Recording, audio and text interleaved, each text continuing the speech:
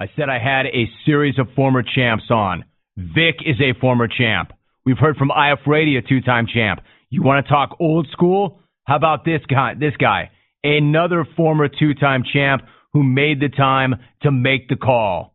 Doc, Mike Tolla, part of the SoCal Mafia. Mike, what's cracking?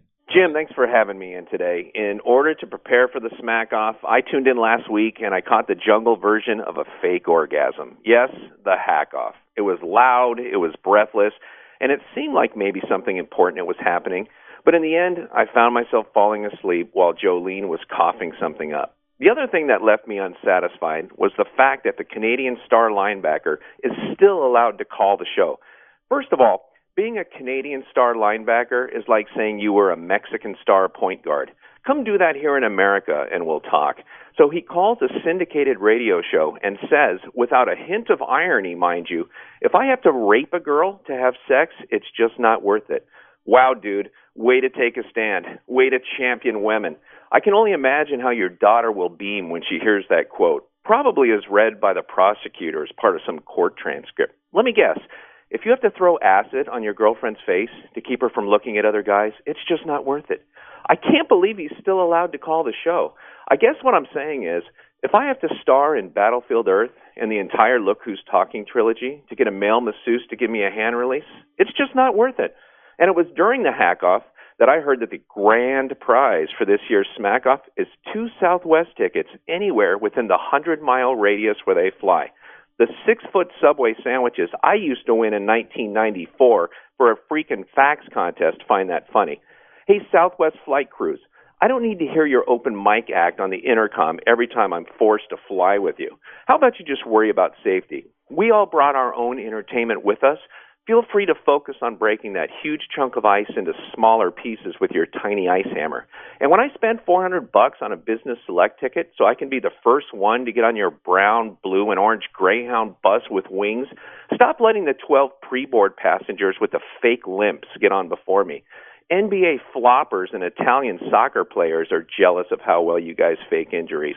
Do I really need to buy a business select ticket, strap on a Velcro knee brace, and do my Quasimodo imitation to get in the first 2 rows? Now, I'm pretty sure I'm one of the only participants here today who was in the first smack-off. And for those of you calling today for the first time, let me give you a little advice. If you win this a couple of times, you'll become a hero to a bunch of dudes. Take it from me, 15 years after the fact, do yourself a favor, call into Dr. Laura's show or Oprah's show instead.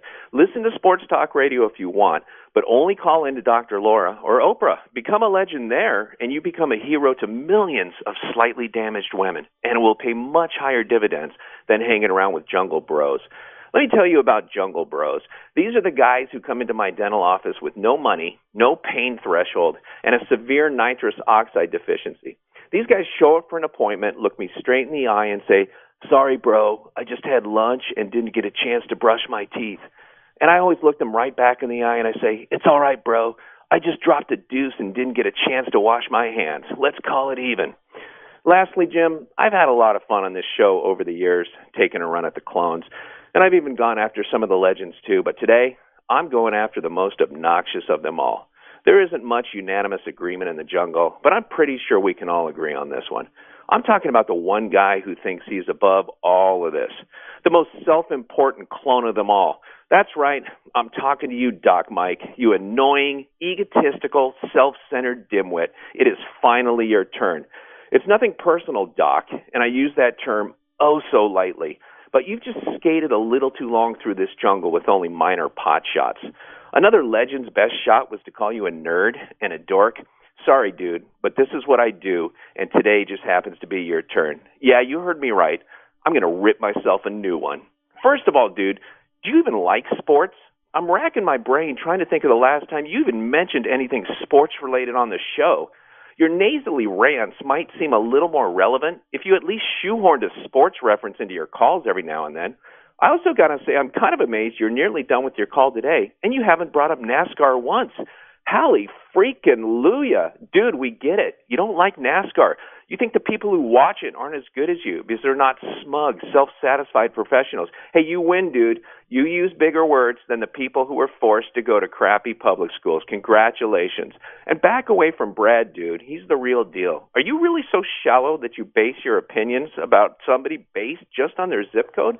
And I know personal appearances are not show fodder, but I'm going to ask Jim for a little latitude here. I'm doing some research on the internet, checking out some pictures of you, and I have a couple of questions, if you don't mind. How is it that you start to lose your hair in the mid-'90s?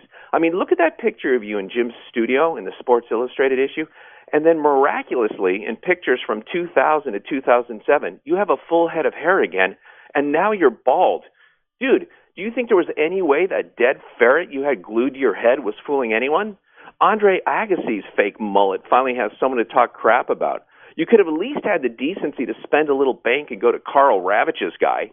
When you finally shaved your head, did you just throw that thing out, or did you have to take it to the vet and have it cremated? I got to say, Doc Mike, as far as deep, dark secrets go, that was about as secret as what Liberace meant when he said he was a confirmed bachelor. Oh, Jim, I got to go. That's my other line.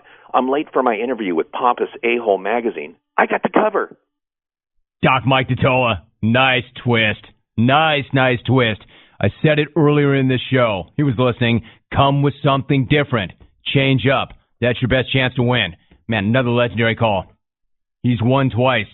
Is that good enough to make it 3? How do you have this thing slotted? This is about as nasty a choice as we've ever had to make. And it's not something I say every single year. I mean, this is tough.